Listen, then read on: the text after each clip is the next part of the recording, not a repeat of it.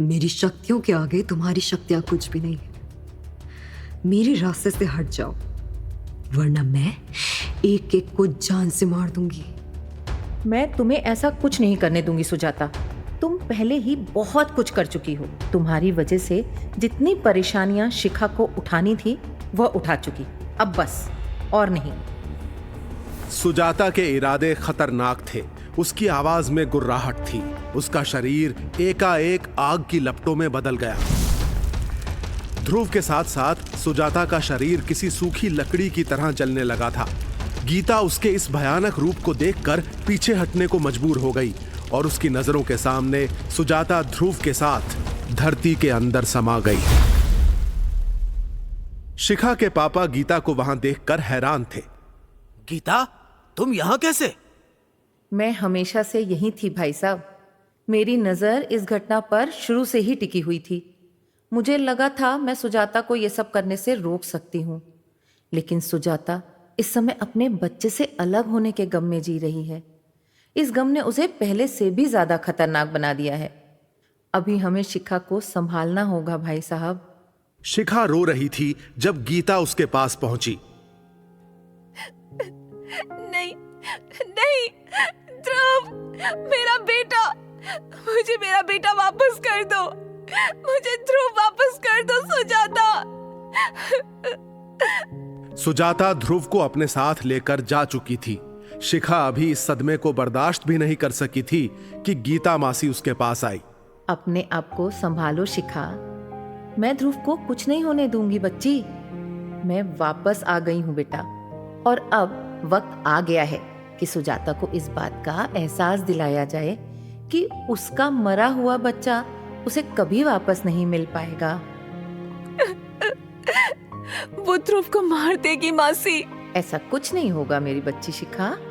ध्रुव के आसपास बुरी शक्तियों का प्रभाव है, इस बात से मैं पहले ही वाकिफ थी। मुझ पर भरोसा रखो शिखा। मुझ में वो ताकत है जिससे मैं बुरी शक्तियों से लड़ सकती हूँ। काली शक्तियों से लड़ने का वरदान प्राप्त है मुझे। मैं ध्रुव को बचाने के लिए किसी भी हद तक जाऊंगी। तब तक तुम्हें अपना ख्याल रखना होगा शिखा। मुझे ध्रुव वापस चाहिए गीता मासी। मुझे मेरा बेटा वापस चाहिए। उसे वापस ले आओ। वो मासूम है, छोटा बच्चा है। वो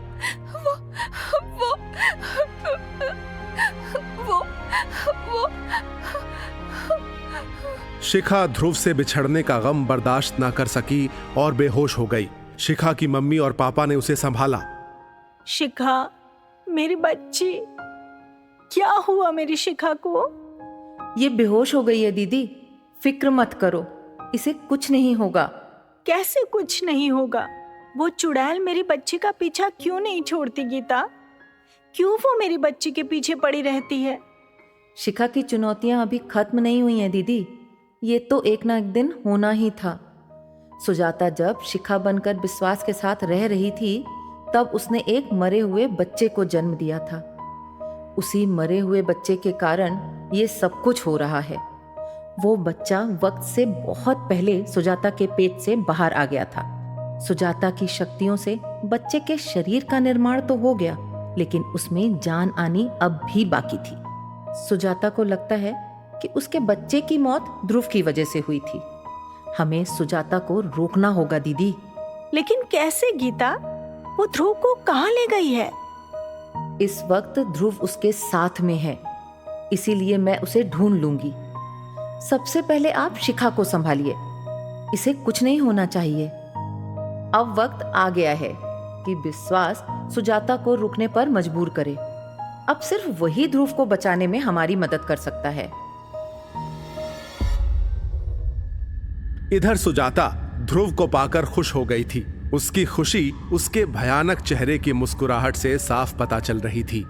उस घने जंगल के बीचों बीच सुजाता ने ध्रुव को अपने मरे हुए बच्चे के पास खेलने के लिए छोड़ दिया था। ध्रुव बार बार उस जले हुए शांत बच्चे को देख रहा था। ये कौन है सुजाता माँ? ध्रुव बच्चा था। सुजाता को लगा था कि वो टोकरी में रखी चीज का कोई अंदाजा नहीं लगा पाएगा। वो उसे कोई वस्तु समझेगा। लेकिन ध्रुव उसके साथ खेलने लगा था जैसे वो मरा नहीं हो बल्कि जिंदा हो। ध्रुव, क्या तुम इससे बात कर सकते हो? हाँ, और सिर्फ मैं ही नहीं, ये भी मुझसे बात कर सकता है। मैं इसे सुन सकता हूँ। सुजाता ध्रुव की बात सुनकर हैरान थी, जबकि ध्रुव उस बच्चे के साथ खेलता रहा। मेरा बड़ा भाई, ये कितना प्यारा है। मुझे इसके साथ आई स्पाई खेलना है। मम्मा मेरे साथ आई स्पाई नहीं खेलती। ध्रुव की बात सुनकर सुजाता की खतरनाक मुस्कुराहट गायब हो गई। उसकी नफरत खत्म होने लगी थी। ध्रुव कभी उस बच्चे का गाल छूता तो कभी उसके सिर पर अपना हाथ फिराता। ध्रुव को ऐसा करते देख सुजाता सोच में पड़ गई।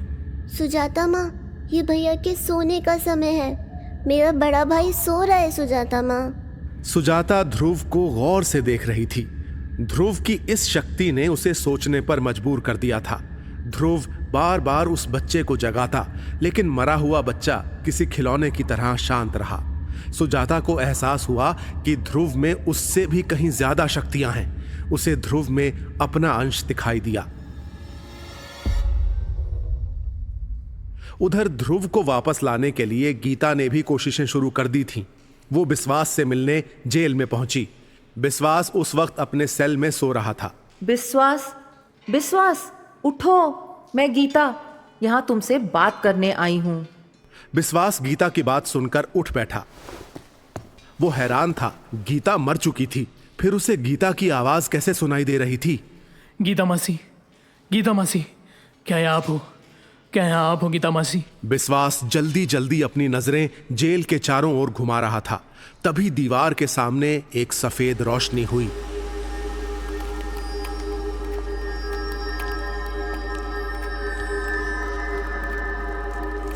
वो रोशनी इतनी तेज थी कि बिस्वास की आंखें चौंधिया गईं। फिर जैसे जैसे वो रोशनी थोड़ी कम हुई, बिस्वास को सामने गीता खड़ी हुई नजर आने लगी। और कब तक हाथ पर हाथ धरे बैठे रहोगे विश्वास? अब तो उस सुजाता ने तुम्हारे बच्चे को भी उठा लिया है। वह ध्रुव को जान से मार देगी विश्वास। क्या अब तुम सुजाता के लिए अपने बच्चे का बलिदान भी देने के लिए तैयार हो? बिस्वास को गीता की बातों पर यकीन नहीं हुआ। वो सुजाता के इरादों से अच्छी तरह वाकिफ था, लेकिन सुजाता ध्रुव को मारना चाहती है, ये बात उसे नहीं पता थी। नहीं गीता मासी, सुजाता ध्रुव को मारना नहीं चाहती। वो तो बस ध्रुव को पाना चाहती है। उसे लगता है कि ध्रुव उसका बच्चा है। मैंने उससे बात की है, मैं उसे ध्रुव से मिलाऊंगा, ऐसा वादा किया है मैंने उससे। बेवकूफ हो तुम विश्वास। सुजाता ध्रुव को हमेशा से ही मार डालना चाहती थी। अब तो वह उसे अपने साथ भी ले जा चुकी है। ना जाने ध्रुव इस वक्त किस हालत में होगा। गीता की बात सुनकर बिस्वास को एहसास हुआ जैसे सुजाता ने उसे बहुत बड़ा धोखा दिया था। अब जबकि सुजाता ने उसका इंतजार किए बिना ध्रुव को अगवा कर लिया था, इसलिए उसके मन में इस बात की कोई गुंजाइश नहीं रह गई थी कि सुजाता ध्रुव को नुकसान पहुंचाना चाहती है। गीता मासी, मुझे सचमुच इस बात का एहसास नहीं था कि सुजाता ध्रुव को नुकसान पहुंचाना चाहती है। मुझे पहले ही समझ जाना चाहिए था। अगर मुझे पहले पता होता तो मैं सुजाता को कभी ऐसा करने नहीं देता। विश्वास का यकीन टूट चुका था। सुजाता के झूठ ने उसे फिर से दो राहे पर लाकर खड़ा कर दिया था, जब उसने पहली बार शिखा को धोखा दिया था। विश्वास के रोने की आवाज जेल के अंदर गूंज रही थी। अब मैं क्या करूं? आप ही बताइए गीता मासी। विश्वास हालात के आगे मजबूर हो चुका था। वो अपने घुटने के बल बैठकर जोर जोर से रोने लगा। रात के अंधेरे में उसके रोने की आवाज दूसरे सेल के कैदियों के कानों में पड़ी तो ये उठकर बैठ गए, लेकिन विश्वास के सेल में क्या हो रहा है ये कोई नहीं देख पाया। तुम्हें सुजाता को रोकना होगा, ध्रुव को बचाना होगा विश्वास। ध्रुव ही वह कड़ी है जिससे शिखा, सुजाता, तुम और हम सब जुड़े हुए हैं। ध्रुव ईश्वर का वह पैगाम है जो बहुत सारी अनहोनी होने से रोक सकता है। उस मरे हुए बच्चे का फिर से जिंदा हो उठना कयामत से भी खौफनाक होगा। अपने दोनों बच्चों के बारे में ये सब कुछ सुनकर विश्वास को फिर अफसोस हुआ। आज सुजाता ने अगर ये कदम उठाया था तो उसके पीछे की सबसे बड़ी वजह विश्वास ही था। तुम्हें अभी मेरे साथ यहाँ से चलना होगा विश्वास। सुजाता को रोकना होगा, ध्रुव को बचाना होगा। आप क्या करने वाली हैं मासी? मैं सुजाता के बच्चे का अंतिम संस्कार करने वाली हूँ। इसके बगैर ध्रुव को बचाना आसान नहीं होगा। नहीं मासी, तब मैं आपके साथ नहीं आ सकता। फिर अगर किसी को मेरे यहाँ ना होने की भनक लग गई तो मेरी आधी सजा को रद्द कर दिया जाएगा। लेकिन अगर आज तुम मेरे साथ नहीं चले तो तुम्हारी पूरी जिंदगी वैसे ही जेल की सजा बनकर रह जाएगी विश्वास बाबू। उस मरे हुए बच्चे से ज्यादा अपने जिंदा बच्चे के बारे में सोचो विश्वास बाबू। मैं जब उस बच्चे का अंतिम संस्कार करूंगी तब तुम्हारा सुजाता के पास होना जरूरी है, वरना वह सब कुछ जलाकर राख कर देगी। मुझे इसमें शामिल ना करें। सच तो यह है मासी कि मैं कभी इस जेल से बाहर आना ही नहीं चाहता था। मैं कभी नहीं चाहता था कि शिखा के सामने ध्रुव कभी सुजाता से मिले। मैं जानता था शिखा ऐसा कभी नहीं चाहेगी। मैं इस घटना को टालने की हर मुमकिन कोशिश कर रहा था। अब पुरानी बातों को सोचने का कोई फायदा नहीं। जो होना था वो हो चुका। लेकिन जिस घटना के होने से हम सबका वजूद मिट सकता है, उस अनहोनी को होने से रोकना होगा। चलो विश्वास। एक तरफ गीता ने सुजाता के मरे हुए बच्चे का अंतिम संस्कार करने का फैसला ले लिया था, तो वहीं दूसरी तरफ सुजाता ने ध्रुव को ना मारने का फैसला कर लिया। ध्रुव, मैं तुम्हारी जान नहीं ले सकती। मैं तुम्हें नहीं मार सकती ध्रुव। मैंने तुम्हें तुम्हारी मां से छीनकर बहुत गलत किया है। शिखा तुम्हें खोकर ना जाने इस वक्त किस हालत में होगी। सुजाता ने आगे बढ़कर ध्रुव को गले से लगा लिया था। अपने मरे हुए बच्चे का सारा प्रेम वो ध्रुव पर लुटाने लगी थी। यही वो वक्त था जब अचानक ही कुत्तों और भेड़ियों के एक झुंड ने सुजाता और ध्रुव पर हमला कर दिया। उन्होंने सुजाता की वो टोकरी भी उठा ली जिसमें उसका मरा हुआ बच्चा पड़ा हुआ था।